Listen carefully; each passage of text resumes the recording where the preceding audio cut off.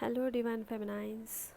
मैं आपसे बस एक ये मैसेज मैं बताना चाहती हूँ। कोई एक चीज़ है जो अर्जेंट इसलिए मैंने लिखा क्योंकि कलेक्टिव में जो एनर्जी आ रही है वो इस तरह से आ रही है, या तो आपके साथ ये हो रहा है या आपके साथ होएगा, इन फ्यूचर होएगा। ठीक है, तो अभी क्या बोलना है मुझे वो ये है कि कुछ डिवाइन फेमिनाइंस ऐसी हो सकती हैं जिनके वापस बाउंस बैक आ सकते हैं ट्रिगर्स। और ट्रिगर्स में ये नहीं कहूँगी, ट्रिगर्स एक्चुअली में इमोशन आ सकते हैं वापस। ठीक है, एक साथ आ सकते हैं, चाहे आपके कितने भी अच्छे रिलेशंस हो गए हों या हो रहे हों अपनी मदर फादर और सिस्टर और सबके साथ में।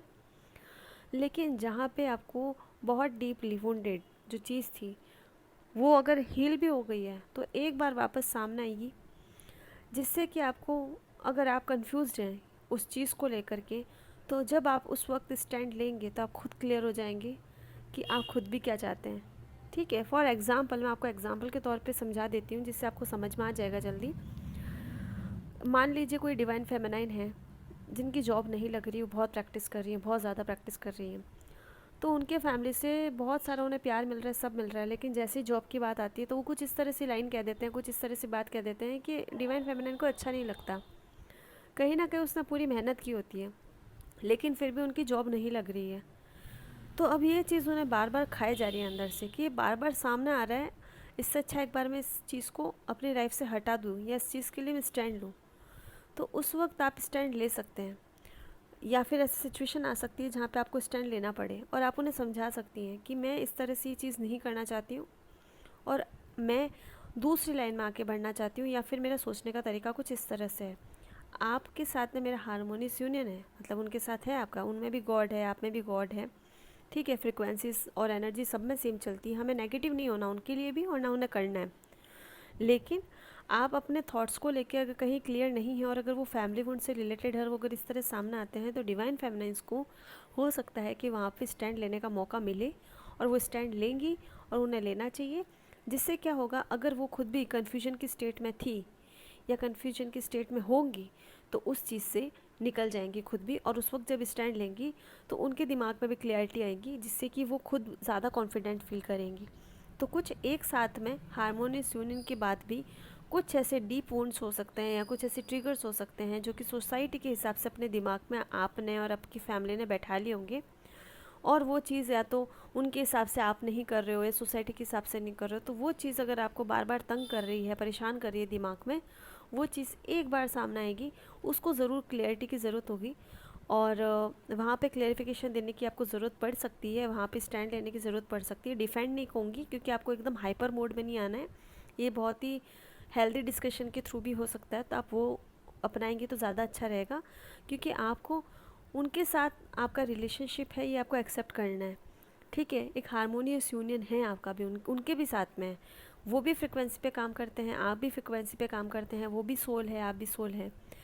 ठीक है, लेकिन आपको यहाँ पे आपका ट्रिगर सामने आ सकता है जिससे कि आप उन्हें समझाएंगे और हो सकता है कि वो आपकी बात बहुत ज़्यादा अच्छे से समझे। जिस तरीके से आप समझा रही है शायद आप उससे भी ज़्यादा एक्सपेक्ट नहीं कर रही हो, लेकिन वो समझे, जिससे कि आप लोगों में अच्छा सामंजस्य, अच्छा यूनियन, अच्छा हारमोनियस यूनियन जो होता है आप लोगों का, वो फैमिली जो यूनियन होगा वो बनने की आप उम्मीद कर सकते हैं और वो आगे और अच्छा होता जाएगा। ठीक है, तो हीलिंग प्रोसेस का एक ये भी जो प्रोसेस है ये वाला आपके सामने आ सकता है, तो आप इसमें अपना सूझबूझ से, बहुत शांति से अपने फैमिली के साथ में एक अच्छा हेल्दी डिस्कशन करते हुए उस चीज़ के लिए अगर स्टैंड लेने की ज़रूरत है तो आप स्टैंड ज़रूर लें, उन्हें समझाएं, अपना पॉइंट ऑफ व्यू रखें। और ये इस साल का लास्ट मरकरी रेट्रोगेट है जो कि लिब्रा में आया है, तो बट ऑब्वियसली है कि अभी मास अवेकनिंग होगी अब आने वाले वक्त में, होने वाली है मतलब। और साथ ही जो हार्ट चक्र है वो बहुत पर्च करेगा, ठीक है, कर सकता है। और तीसरी चीज़, रूट चक्रा पे वर्क, रूट चक्रा क्लिनजिंग करनी बहुत ज़्यादा ज़रूरी होगी। फोर्थ चीज़ की जो डीएम है वो डीएम लोग रूट चक्रा के साथ में कनेक्शन कर पाएंगे और आपके साथ टेलीपैथिक का कनेक्शन जो है वो जोड़ पाएंगे अगर आपके कांटेक्ट में नहीं है तो।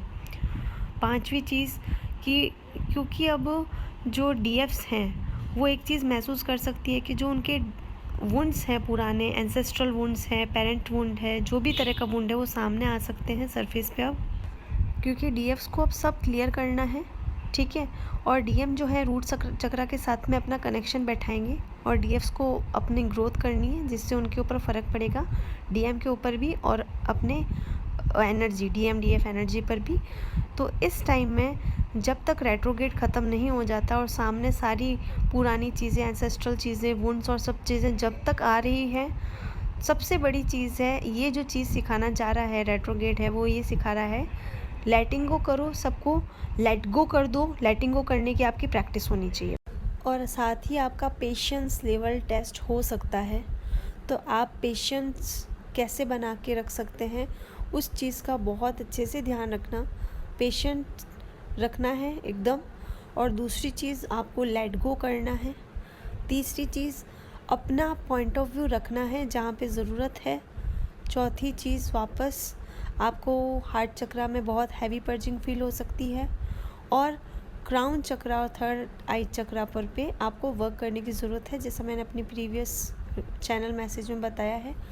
हेडेक हो सकता है बहुत ज़्यादा और साथ ही नेक पेन हो सकता है, गर्दन में पेन हो सकता है, आपके गले में प्रॉब्लम हो सकती है। तो आप इन चीज़ों पे काम करें और अपना ध्यान रखें।